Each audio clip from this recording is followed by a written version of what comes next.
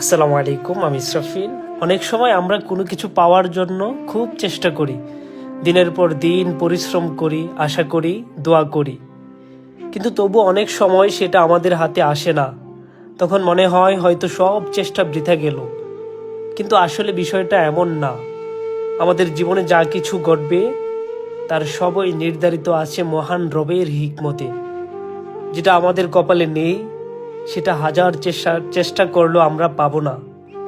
আর যেটা আমাদের জন্য নির্ধারিত সেটা ঠিকই একদিন আমাদের কাছে এসে পৌঁছাবে। তবে সেই সময়টা রব ঠিক করে দেন, যখন সেটা আমাদের জন্য সবচেয়ে ভালো, সবচেয়ে কল্যাণকর। তাই কোনো কিছু দেরিতে পেলে হতাশ হওয়ার কিছু নেই। ধৈর্য ধরে চেষ্টা করে যেতে হবে, নিজের পরিশ্রম আর দোয়া চালিয়ে যেতে হবে।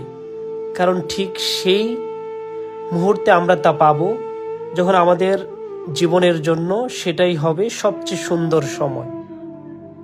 তাই হতাশ